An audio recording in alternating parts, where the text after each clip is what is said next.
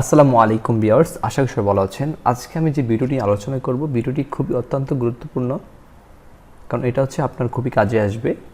তো স্ক্রিনে হচ্ছে যেই পেজগুলো দেখতে পাচ্ছেন, এগুলো হচ্ছে আমি কম্পোজ করব। আমি আপনার কাছে একটা প্রশ্ন রাখতে চাই, আমার এই পেজটা হচ্ছে কম্পোজ করতে আপনার কতক্ষণ সময় লাগতে পারে কমেন্ট বক্সে জানাবেন। আর যারা হচ্ছে খুব দ্রুত, খুব ফাস্ট কম্পোজ করতে পারেন, তাদের কেমন সময় লাগবে, আর যারা বেসিক তাদের কেমন সময় লাগবে। তো যেই কাজটা হচ্ছে আমি 20 মিনিটের কাজটা আমি হচ্ছে আপনাদেরকে 1 মিনিটে করে দেখাবো।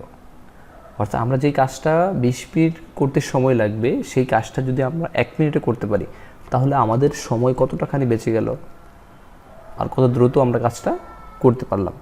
এটা হচ্ছে আপনি 20 মিনিটের কাজটা 1 মিনিটে কীভাবে করবেন, সেই কাজটা হচ্ছে আমি দেখাবো, এবং কি খুব সহজে ইজিলি। এখানে কঠিন কোনো সূত্র আপনাকে অ্যাপ্লাই করতে হবে না।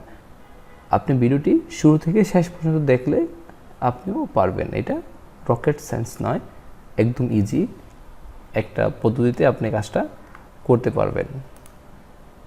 তো এটা হচ্ছে সর্বপ্রথমত আমি এখান থেকে হচ্ছে আমি এই পেজটাকে আগে স্ক্যান করে নিয়েছি। তো এখন স্ক্রিনশট নিয়ে জাস্ট এতটুকু, এই পেজটা প্রথম পেজটা আমি স্ক্রিনশট নিয়ে কপি করে নিলাম।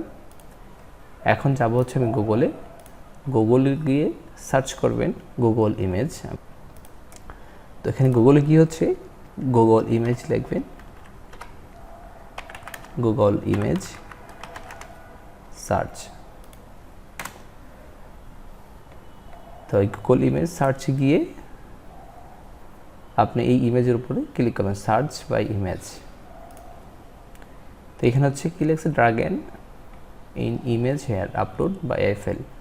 অর্থাৎ আপনি এটাকে আপলোড করতে পারবেন, যদি হচ্ছে আপনার ফাইলটা যদি ডেস্কটপে আপনি সেভ দেন বা যে কোনো কোথাও সেভ দিয়ে আপলোড করলে সেম কাজটা হবে। যেহেতু হচ্ছে আমি এখানে কপি করা আছে, আমি জাস্ট পেস্ট করে দিচ্ছি, এখানে আপলোড হচ্ছে।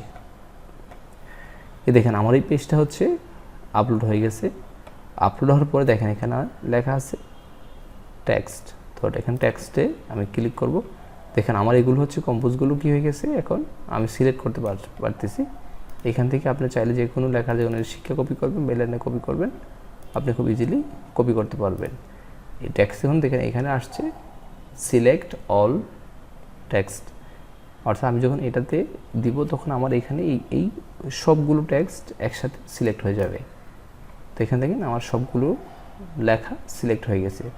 জাস্ট এখান থেকে কপি টেক্সট, কপি করে আমি ওয়ার্ডে প্লেস করে দেব। দেখেন কাজটা খুব সহজে, খুব দ্রুত আমরা করে ফেলতে পারছি।